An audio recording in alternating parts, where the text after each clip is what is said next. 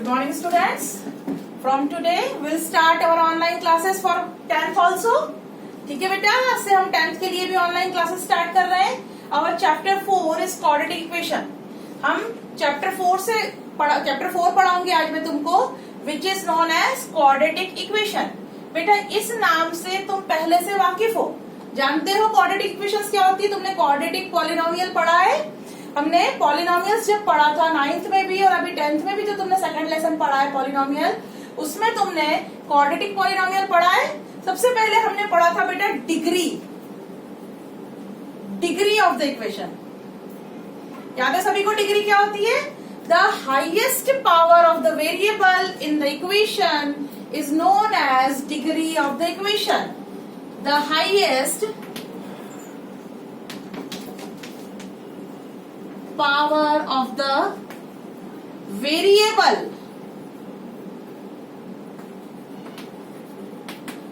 in the equation is known as degree of the equation. Equation में जो variable है उसकी सबसे बड़ी पावर उसकी डिग्री कहलाती है. ये चीज हमें याद है, हमने अभी प्रीवियस लेक्चर में इसको देखा है. पॉलिनोमियल में हम इसको पढ़ चुके हैं कि डिग्री ये होती है कि जो वेरिएबल है इक्वेशन में उसकी सबसे बड़ी पावर. अब डिग्री पे ही डिपेंड करता है इक्वेशन लीनियर होगी, क्वाड्रेटिक होगी या क्यूबिक होगी, उसके जीरोस, उसके सॉल्यूशंस कितने होंगे, ठीक है, उसका जनरल फॉर्मेट कैसा होगा, ग्राफ उसका कैसा प्लॉट होगा, ये हर चीज डिपेंड करती है बेटा डिग्री पर. ठीक है, तो degree is the highest power of the variable in the equation, है ना. ठीक है बेटा, ये चीज आपको मालूम है. अब हम देखेंगे यदि इक्वेशन की डिग्री 1 है, यदि इक्वेशन की डिग्री 1 है मतलब उसमें जो वेरिएबल है उसकी सबसे बड़ी पावर 1 है, तो वो इक्वेशन क्या कहलाएगी? ऐसी इक्वेशन का नाम होता है लीनियर इक्वेशन. ऐसी इक्वेशन का नाम क्या होता है? Linear equation. ऐसी इक्वेशन जिसकी डिग्री 1 है नोन एज लीनियर इक्वेशन. इसका जनरल फॉर्मेट होगा ax plus b is equal to 0. ठीक है, here a and b are the real numbers which are constants and x is the variable and the power of this variable is 1 which is highest also. That's why it is linear equation. It is the equation having degree 1. That's why it is known as linear equation. ठीक है, अब degree जितनी होती है equation के solutions भी उतने ही होते हैं. सॉल्यूशन मतलब जीरोस, जीरोस बोलते हैं इनको, रूट्स कहते हैं इनको, या इन्हें सॉल्यूशंस भी कहते हैं. ठीक है, हमें याद है आपको, हम 9th में ये पढ़ चुके हैं पॉलिनोमियल में जीरोस ऑफ द इक्वेशन या रूट्स ऑफ द इक्वेशन क्या होते हैं. अब अगर डिग्री 1 है, लीनियर इक्वेशन है, तो उसका एक ही सॉल्यूशन होगा, ओनली 1 सॉल्यूशन. कितने सॉल्यूशंस होंगे उसके? 1. देखो ax plus b is equal to 0. Then the value of x is equal to होगा माइनस b अपॉन a. एक ही है, ये b उधर गया माइनस हो गया, a उधर गया अपॉन में चला जाएगा. आता है सबको सॉल्व करते. एक सॉल्यूशन हमें मिला है माइनस b अपॉन a. ठीक है बेटे, इसका जो ग्राफ होगा वो होगा एक स्ट्रेट लाइन. ग्राफ क्या होगा?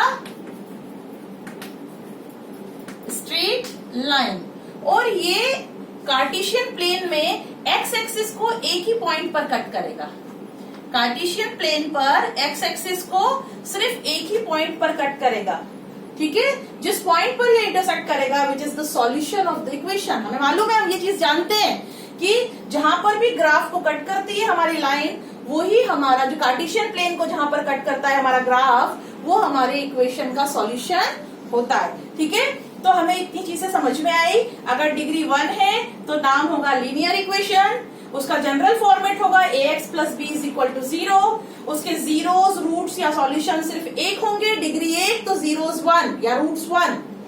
ग्राफ होगा स्ट्रेट लाइन और कार्टेशियन प्लेन को एक्स एक्सिस पर एक ही पॉइंट पर कट करेगा. ठीक है, क्योंकि ये पॉलिनोमियल ऑफ x है. आर यू अंडरस्टैंड इट बेटा?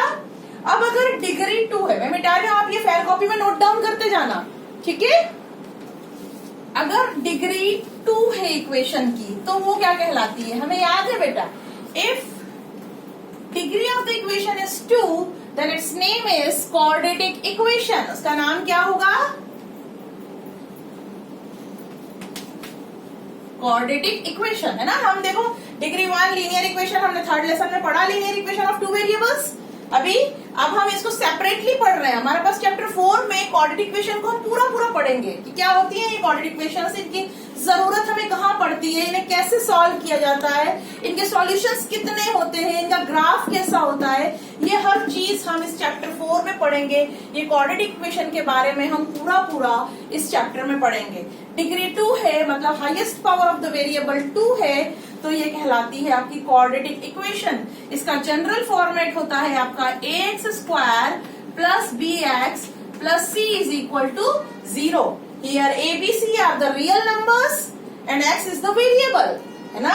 और जो वेरिएबल है उसकी हाईएस्ट पावर 2 है, इट मीन्स इसकी डिग्री 2 हो गई, इसका नाम हो गया क्वाड्रेटिक इक्वेशन। ठीक है, कंडीशन क्या होगी? a b c are the real numbers means constants and where a is not equal to 0। a कभी भी 0 के बराबर नहीं होगा। अगर a 0 के बराबर हो गया बेटा तो ये क्वाड्रेटिक ही नहीं बचेगी।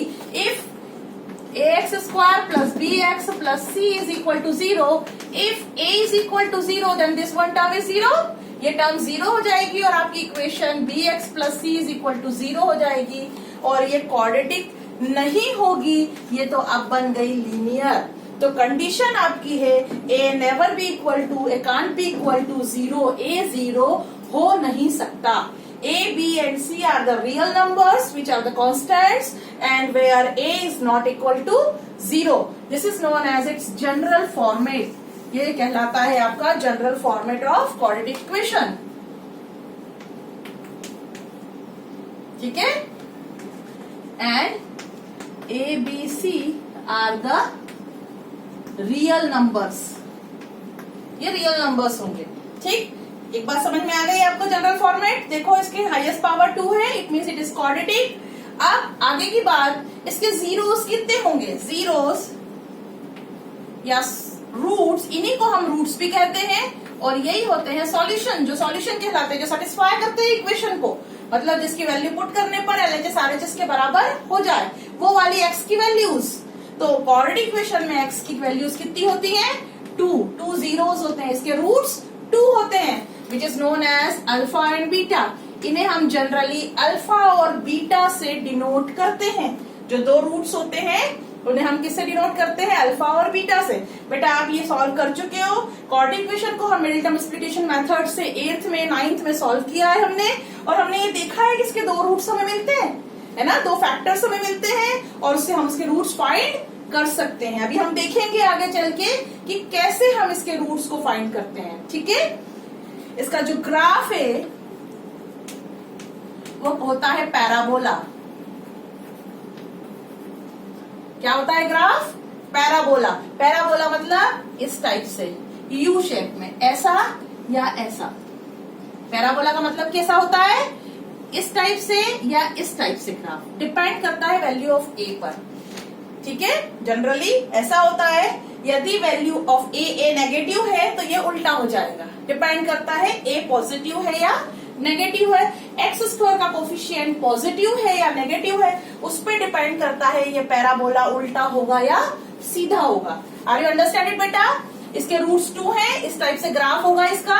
ये x एक्सिस को 2 पॉइंट पर इंटरसेक्ट करेगा।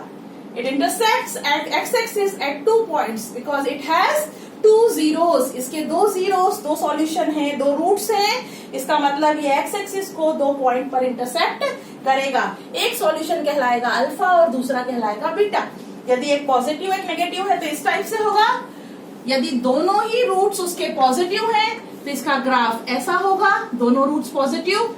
यदि दोनों रूट्स सिमिलर है, एक ही है दोनों रूट्स, ठीक है, अल्फा भी मतलब 2 है और बीटा भी 2 आया, तो ग्राफ कैसा होगा? विच intersect x axis at only 1 point. ठीक है, यहाँ पर भी 2 रूट से सेपरेट, एक पॉजिटिव एक नेगेटिव। यहाँ पर भी 2 जीरोस हैं सेपरेट, दोनों पॉजिटिव।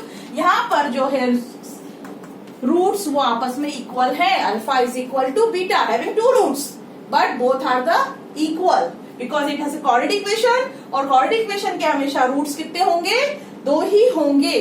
ठीक है, डिपेंड करता है एक पॉजिटिव एक नेगेटिव है, दोनों पॉजिटिव है या दोनों इक्वल है। ठीक है, इस टाइप से ग्राफ होगा। अभी ये पैराबोला सीधा या उल्टा होगा, डिपेंड करता है ए की वैल्यू पर। If a is equal to negative then your parabola is like this.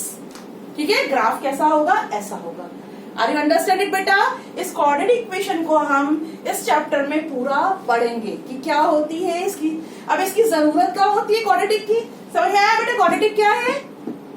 2 roots हैं। अब नेक्स्ट वीडियो में मैं तुम्हें समझाती हूँ कि इसकी हमें जरूरत कहाँ पड़ती है, इसे कैसे सॉल्व किया जाता है, इसके रूट्स कैसे फाइंड करते हैं, इन सब चीजों के बारे में हम नेक्स्ट वीडियो में अभी पढ़ेंगे। आर यू अंडरस्टैंड इट बेटा?